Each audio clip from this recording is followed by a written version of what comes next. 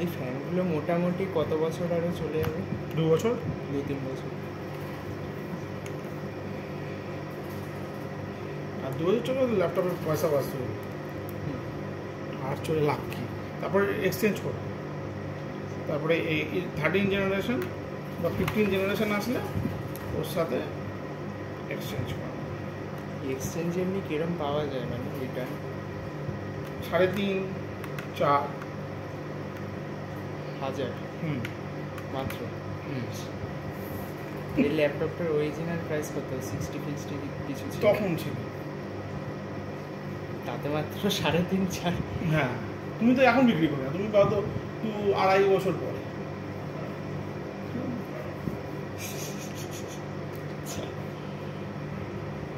Of করে দাও।